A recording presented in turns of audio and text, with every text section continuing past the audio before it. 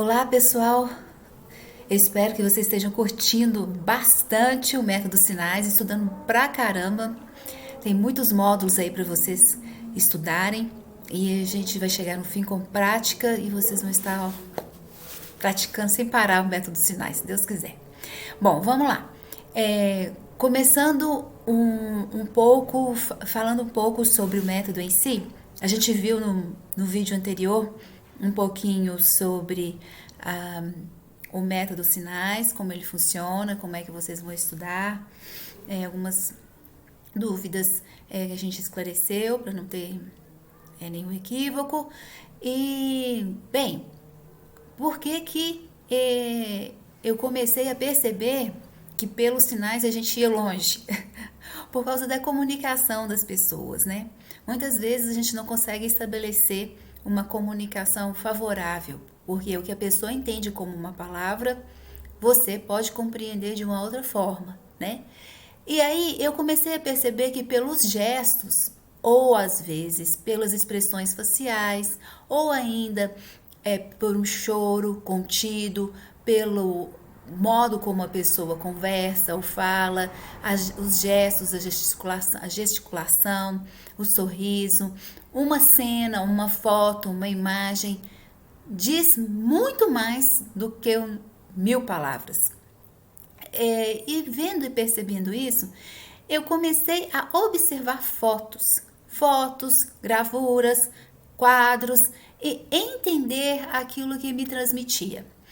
O grande ensinamento em homeopatia que eu creio é que como nós somos um ser integral, repleto de emoções, pensamentos, respostas, mecanismos de defesa, essa complexidade que é o ser humano, nós temos que procurar o simples que representa um todo, né? Quando a gente fala um simples, por exemplo, olha essa gravura que está diante aí de vocês. É uma avó ou uma mãe, a gente não sabe a idade, né?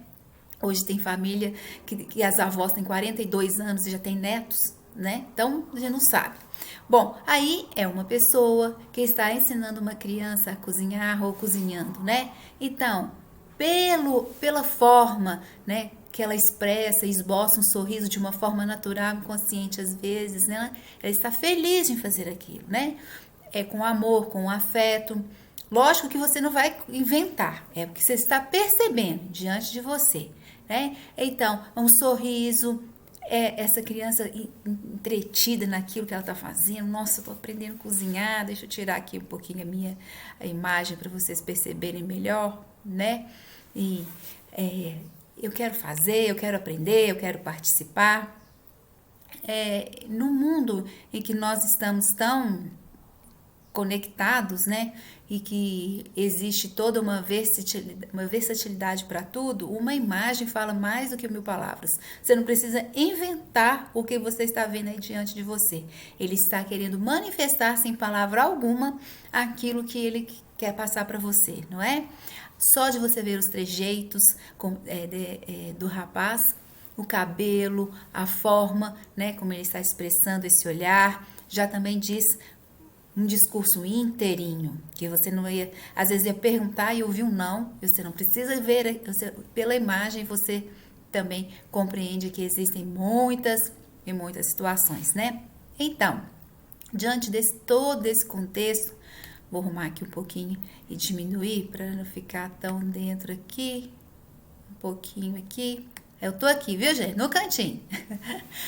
Bom, então o que eu quero dizer, que eu quero relatar para vocês é que diante dessas possibilidades que nós temos, ao invés de ficar perguntando várias e várias páginas de questionário e às vezes a pessoa até responde de uma forma imediata e rápida e quero ficar livre disso porque eu não aguento mais pergunta e para que você está me perguntando tanto, né? A gente tem outras formas de perceber, tratar e conhecer quem está diante de você, não é isso? Mas antes da gente entrar nesses conceitos super básicos aí, eu quero mostrar para vocês outras possibilidades, certo? Que é o quê? Por que Hahnemann chegou na criação da homeopatia? Sente que pulo você deu? Verdade, deu um pulo. Como assim? Pois é, Hahnemann era uma pessoa altamente estudiosa, eclética, vamos dizer assim, a palavra que definiria muito bem Hahnemann. Ele entendia de tudo um pouco. Vou deixar para vocês, depois desse vídeo da trajetória de Hahnemann, que são pequenas curiosidades, um vídeo sobre espiritualidade. Você falar, o que é espiritualidade? Quando eu falo da questão de espiritualidade, não quero falar sobre crenças, não quero falar sobre dogmas, não quero saber que você acredita ou não acredita. Isso é sua crença, é o seu dogma. E isso é particular e é seu, né? Individual. Mas o que eu quero dizer com espiritualidade? Espiritualidade é um ponto super importante numa anamnese, num questionário de avaliação, também às vezes pouco trabalhada, porque as pessoas morrem de medo de dizer aquilo que elas veem, que só elas veem, o que elas percebem, que só elas percebem, o que ela entende como sobrenatural ou não. Às vezes ela fala assim, eu sou doida, eu vejo coisas, né? Quando eu falo de espiritualidade, são sintomas que compõem sintomas energéticos, né? Às vezes até sintomas mentais, e que esses sintomas, às vezes não, grande parte das vezes, vão ditar um medicamento muito pontual. E que as pessoas não perguntam, os terapeutas geralmente morrem de medo de perguntar, porque vai achar, vai confundir com a religião, eu não quero expressar o que eu sou, eu não posso ser, eu tenho que ser imparcial, eu não posso falar da minha vida, aqui quem importa é o cliente-paciente, etc. Porém, nesse vídeo de espiritualidade, uma parte deste vídeo eu coloco sobre a vida de Hahnemann, até então pouco relatada ou pouco estudada pelas pessoas, que é como ele foi construindo todos os seus conhecimentos para chegar na arte da homeopatia, na arte da ciência da homeopatia. Eu falo que é uma arte porque é uma arte mesmo, né? Então, quando ele começa toda a sua trajetória, vocês conhecem um pouquinho da história dele, né? Ele era filho de um pintor de porcelanas que tinha uma pequena indústria de porcelana, mas ele pintava. O pai não queria que ele estudasse, queria que ajudasse, e ele amava estudar, muito bom nas letras, vamos dizer assim, né? Foi para a escola. Quando ele começou a estudar, os mestres na época, os professores diziam que ele era muito inteligente. Ele ficou estudando um tempo, depois que estudou medicina, formou-se em medicina, não tinha grana nenhuma para manter neste curso, mas deu um jeito, começou a traduzir obras, era muito inteligente. E aí, quando ele começou a traduzir obras, ele começou a ter conhecimento em outras áreas muito interessantes. Ele começou a estudar um pouco de química, ele teve contato com os boticários, um pouco sobre ciências ocultas, né? Livros de medicina da época, antes dele se formar em medicina também, ele teve contato com isso. Então, ele começou a construir conceitos internos, né? Para sair na ciência da homeopatia. Quando eu falo conceitos internos, é de todos os segmentos. Então, o terapeuta homeopata também tem que ter esse conhecimento. Cid, eu tenho que aprender química, matemática. Você tem que ter um entendimento, o que é uma matemática, o que é uma geometria, o que é a física. Ter conhecimentos. Por que isso? Porque é importante você interagir com o seu cliente-paciente. Eu vou ter que estudar isso? Não necessariamente. Mas é bom você se interessar no contexto geral, tudo que cai na sua mão. Como assim? Claro! Hoje em dia não existe mais revista, né? Gente, eu adorava banca de revista. Não era legal? Hoje, gente, nem se existe mais banca de revista. Existe uma ali, outra ali para vender o jornal. Que será que é tanto de jornal, agora é pouco jornal. Mas aquilo eu ficava impressionada. Eu ia lá queria comprar todas as revistas para me entender de tudo um pouco. Então você tem que entender um pouquinho de nutrição. Eu tenho que entender o que é os componentes básicos da nutrição. Não! Você tem que entender um pouco de alimento, você tem que entender um pouco do que acontece no mundo, um pouquinho de história, um pouquinho de geografia. Se alguém chega para você e fala assim, onde é que você nasceu? Eu nasci lá em Diogo de Vasconcelos. Você não sabe onde é Diogo de Vasconcelos, mas você pergunta assim, onde é que fica? Eu falo assim, fica indo para Viçosa, que mineiro tem disso, né? Onde é que você está?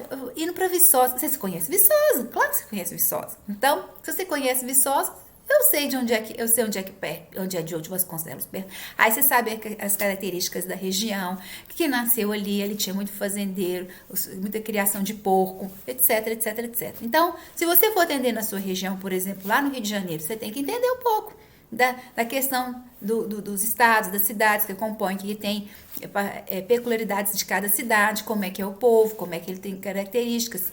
Eu acho o povo carioca bem luético, assim. Quando você vai conversar com paulista, cancerínico, quando você vai conversar com mineiro, mineiro é um problema.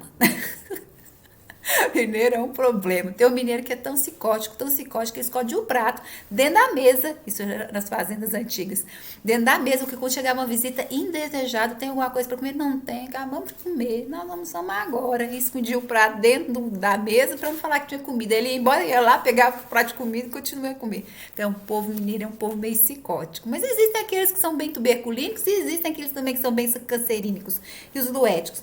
Mas é uma misturada danada. Bom, então é bom vocês entenderem de todo um assunto um pouquinho, porque isso vai te posicionar e vai ser favorável para você. E quanto mais você atende, mais você aprende. E quanto mais você aprende, mais conhecimento você tem, mais fica fácil a prática. Então, praticar, né? Por exemplo, uma ideia que eu dou para vocês, quando eu comecei a estudar, eu vi que eu tinha que fazer alguma coisa para aprender. Então, a primeira coisa que eu fiz foi atender na festa de família que meu pai tem uma família enorme, é tanto primo que ele não conta, que nem sei quanto, é que é primo do primo do primo. Era primaiada danada. Então eu ia na fé, vamos tomar um remedinho? É só pra fazer uma experiência. Aí o povo tomava, cara, beleza. E passava mal, cara, beleza. Mas eu entendi qual que era a ação daquele medicamento. Gente, num vídeo desse vocês vão ver aí, que eu coloco aí à disposição de vocês para o estudo do método dos sinais. Existem umas histórias bem legais a respeito da minha família e os medicamentos homeopáticos. E aí eu fui trabalhar também na igreja. Na igreja tinha uma pequena, não era uma clínica não, mas era um posto de atendimento e eles alugavam cadeiras de rodas, muletas para as pessoas de baixa renda, assim, um simbólico valor, né? R$5, coisas assim, só para ajudar mesmo. E aí eu fui atender nesse lugar e aí comecei a aprender sobre várias coisas, sobre tudo que vocês puderem imaginar aparecia por lá. E também as consultas eram muito simbólicas, mas eu aprendi e eu comecei a entender que quanto mais eu estudava, menos eu sabia. Falei, meu Deus, eu não estou entendendo como é que eu vou tirar essa coisa da prática da teoria para a prática, né? Aí eu comecei a ver como é que ela funcionava e eu comecei a pegar o jeito. Então, é uma dica para vocês aí, né? Então, o Hahnemann também foi a mesma coisa. No sentido assim, ele começou a estudar de tudo um pouco. Ele estudou química, ele estudou física, ele estudou com os boticários. O sogro dele era boticário. Então, ele começou a entender um pouquinho sobre isso. Estudou física, química. Ele estudou muitas questões. Os boticários eram os farmacêuticos, né, que administravam os medicamentos. Ele estudou espagiria, ele estudou alquimia, ele foi maçom. Então, assim, ele estudou de tudo um pouco. Medicina oculta. Como assim? Estudou isso mesmo. Então, o papel dele na questão da relevância, assim, de conhecimento foi uma construção diária, cotidiana, intensa, dia a dia. Durante a vida inteira ele aprendeu. E nós também não somos diferentes. É a vida inteira aprendendo. E começa agora. Começa ontem, começa agora, começa amanhã. Não, amanhã já é tarde, é agora. Então, vamos todos lá. Então, é uma forma de você interagir com o seu cliente, um hobby, né? Um hobby, nossa, quando você fala de hobby, a pessoa sabe que você entende alguma coisa, um rugby, um basquete 3x3, tá na época das Olimpíadas, né? Então, a pessoa fica, nossa, é verdade, que bacana isso, não sabia disso. Então, interagir com o seu cliente paciente é favorável demais. Ele fica super feliz, começa a ter empatia por você mais ainda e para completar confiança, né? Então, de tudo um pouco é importante. Hahnemann, ele era um verdadeiro estudioso. Tudo que caía na mão, estudava. Caía qualquer coisa, qualquer assunto, ele estudava. E uma coisa muito interessante é que alguns pontos importantes sobre a vida dele é que como o pai não queria que ele estudasse, ele estudou e foi indo. Ele chegou num ponto, mas isso eu não vou falar para vocês, porque vai estar no vídeo da espiritualidade.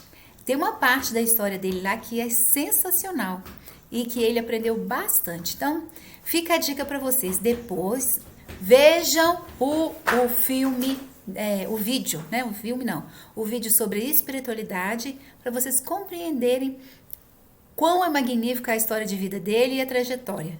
Com que parte da vida dele que aconteceu isso. Fica a dica para vocês. Mas o pai dele também teve muita influência na vida dele, no sentido dos conceitos morais, né? E esses conceitos morais foram muito importantes na questão da construção da sua personalidade, né? Então eu coloquei aí alguns dizeres que o pai mencionava e é muito bacana, né? Teve um papel bem importante.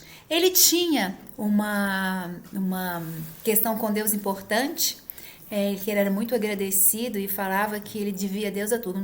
Quando ele faleceu, Hahnemann, ele falava, a Melanie, né, que foi a segunda esposa dele, ele diz, mas você foi um homem tão bom, ajudou tantas pessoas, revolucionou a medicina, né, vamos dizer assim, e como assim vai estar sofrendo tanto ao falecer?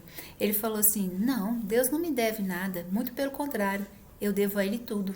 Então, são coisas que mostram o caráter e a importância desse homem na vida da gente, né? Que ele pode não estar vivo, mas está aqui, presente com o legado que ele deixou, né? Uma outra coisa muito importante eram os seus hábitos. Era uma pessoa muito disciplinada. Ele passeava muito passeava com a família durante uma parte do dia. Era simples. Tinha uma alimentação também simples, frugal. Não era muito carregada, né? Porque naquela época tinha muita coisa diferente, vamos dizer assim, né? Ele tinha hábitos simples, hábitos moderados. Uma pessoa era enérgico, mas dentro de casa era também muito simples, vivia de roupão, e dizem que assim, o único pecado, né? Não tem nem nada a ver, mas pecado que ele cometia era o cachimbo que ele tinha, que às vezes fumava, que ele usava eventualmente, né? Mas um homem muito sério, muito pacato no sentido de não fazer extravagâncias, né? E bem interessante a vida dele. Ele também tinha um carinho muito especial pelos chineses, por causa do modo de vida e de conduta que eles tinham, né? Aquela questão do respeito à família, do respeito aos mais velhos, aos idosos, a quem era referência, e os filhos dele também eram assim, né? Questão do sincero amor e etc.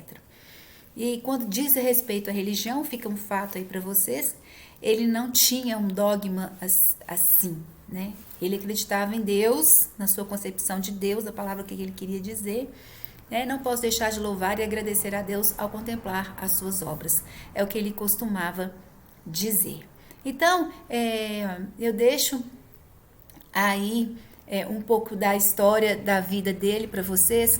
Tem muita coisa de Hahnemann ainda de sendo descoberta. Existe um pequeno livro chamado Pequenos Escritos, que fala um pouquinho da vida dele, da sua trajetória. É importante a gente ter consciência e ciência disso, porque foi um legado que ele deixou, e a gente só estuda as mesmas coisas, que ele teve filhos, casou com Melanie, que Melanie ajudou ele numa segunda parte da vida dele, né? Ele casou-se novamente aos 80 anos, faleceu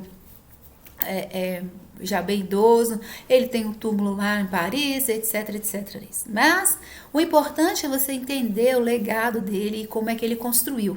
E o ponto básico dele está no vídeo sobre espiritualidade, que eu deixo aqui para vocês, depois desse vídeo, para vocês assistirem, que vai valer muitíssimo a pena. Falando um pouco da parte da vida dele, onde ele largou a medicina, e ele já estava inserido nesse contexto, e vocês vão ver no vídeo, que eu não vou contar nada, não me impressione. E aí vocês vão compreender como é que foi a construção, porque de várias coisas que ele fez.